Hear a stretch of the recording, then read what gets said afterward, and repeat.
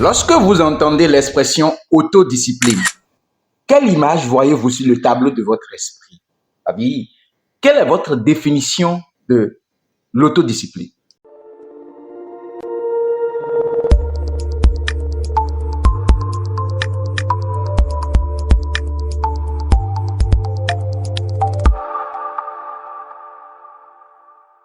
Si vous faites très bien attention, il y a plusieurs définitions. Et l'une d'entre elles, c'est faire ce que vous devez faire, même quand vous n'avez pas envie de le faire. Ces définitions, aussi nombreuses qu'elles soient, ne sont pas mauvaises, elles sont très bonnes dans leur contexte. Mais si vous faites très bien attention, ça enlève l'enthousiasme dont l'humain a besoin pour accomplir une tâche. L'être humain, notre cerveau, n'est pas programmé pour faire des choses qu'on ne veut pas. Quand on veut se lever le matin, le cerveau lui dit « dors encore ». Le cerveau a été conçu pour nous protéger. Mais il y a un principe de la nature humaine, de la psychologie humaine, que souvent nous oublions, et cela fait en sorte que nous-mêmes, notre autodiscipline n'est pas constante. Nous faisons à 89% ce que nous voyons. Tout humain, c'est ce que nous faisons. L'homme reproduit ce qu'il a vu. Ou, pas ce qu'il a vu physiquement seulement, mais d'abord et en tout premier lieu, ce qu'il a vu sur le tableau de son esprit. Ça veut dire, si on dit l'autodiscipline, l'image que vous voyez ou le schéma mental que vous faites déterminera toujours l'action que vous avez posée ou telle que vous allez poser l'action et pendant combien de temps. J'ai découvert une définition qui me permet d'être plus enthousiaste quand je pense à mes disciplines. L'autodiscipline, c'est le fait de choisir volontairement de devenir notre propre disciple. Rappelez-vous, ce n'est pas quelqu'un qui vous l'impose. Vous choisissez volontairement de devenir votre propre disciple dans chaque domaine où vous voulez devenir maître, où vous voulez aussi diriger d'autres personnes. Je vous en prie, cette définition m'a libéré. Simplement choisir volontairement être mon disciple.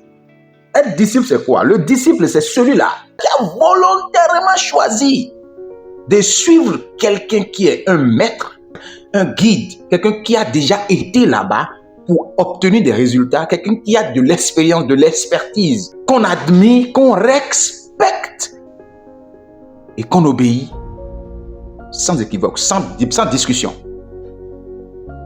Il suffit juste d'appliquer cette définition à nous-mêmes. Être votre propre disciple revient à dire que vous vous respectez.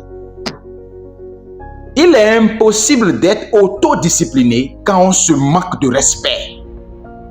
Ne pas avoir l'autodiscipline, cela implique qu'on ne se respecte pas ou qu'on ne s'estime pas quelqu'un à être respecté. Et je vous en prie, j'ai découvert sur ce parcours périlleux sur lequel nous tous nous sommes, en tout cas pour ceux qui s'y sont, que si tu ne te respectes pas et que tu aspires que les gens te respectent au dehors, si tu ne fais pas ce que tu as dit que tu vas faire, seul, quand personne ne te voit, si tu dis je suis un lecteur et quand personne ne te regarde, tu ne lis pas, si tu dis à tes enfants soyez véridiques et quand ils ne sont pas là, tu mens, ils ne le seront jamais. Si tu dis je veux que quelqu'un me suive, mais toi-même tu ne suis pas tes propres décisions et tes propres recommandations, au dehors on le saura.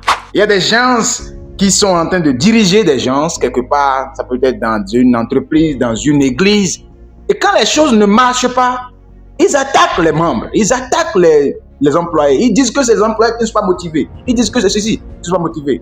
C'est comme moi, enseignant en anglais, à un moment donné, je donnais des exercices à mes apprenants que moi-même je n'ai pas encore fait. Donc je n'arrive pas à communiquer le message correctement et les gars ne font rien. Et je m'énerve, ils ne sont pas là pour apprendre l'anglais. Mais moi-même je ne fais pas ça. Les amis, c'est impossible de conduire, de diriger des âmes à faire quelque chose que toi-même, tu n'as pas encore maîtrisé et que tu ne fais pas continuellement. On veut être des leaders, mais on ne se suit pas même. Si tu devais suivre quelqu'un comme leader, en toi et toi-même. Est-ce que tu vas te suivre toi-même? C'est ça le problème. Nous voulons que les gens nous suivent, mais on ne se suit pas nous-mêmes. On ne s'obéit pas nous-mêmes. On ne respecte pas nos engagements. Parce qu'on ne se voit pas comme notre propre maître, le responsable de notre vie. On ne se voit pas comme ça. On pense que c'est les autres qui doivent venir nous discipliner. On pense que c'est des situations du dehors. Non. L'autodiscipline, c'est lorsqu'on choisit d'être notre propre disciple. Et c'est tout. Il y a des gens qui disent, ah, je vais faire ceci, maintenant personne ne m'a vu. Tu es sûr? Quand tu fais quelque chose en cachette, de mauvais, et tu dis personne ne m'a vu, ce que tu dis, ça veut dire que tu n'existes pas, tu ne vaux rien, tu n'es même pas présent. Parce que quand tu dis personne ne t'a vu, n'y a-t-il pas quelqu'un là qui a vu que toi, tu es en train de prendre la chose ou bien de faire la chose? N'es-tu pas quelqu'un de si respectable à tes yeux au moins? Tu ne trompes personne en ce moment. Tu te trompes. Tu ne te respectes pas. Tu n'obéis pas à tes propres exigences. Tu n'as pas d'exigences personnelles. Quand je suis autodiscipliné, ça veut dire que je me respecte, je me valorise et je sais que je suis quelqu'un digne d'être respecté. Et que si personne ne me respecte au dehors, ce n'est pas grave.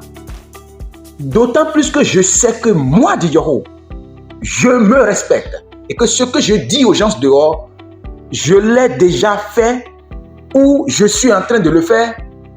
Je n'ai pas besoin de te prouver. Je n'ai pas besoin de demander. Je n'ai pas besoin de justifier. Je n'ai pas besoin d'expliquer. Ceux qui sont prêts, déterminés, vont exécuter sans poser de questions.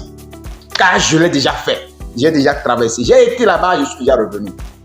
Parce que si tu n'as pas été quelque part et tu veux amener les gens là-bas, tu ne peux que les amener là où tu as été. Si tu as été nulle part et les gens te suivent, tu vas les amener nulle part.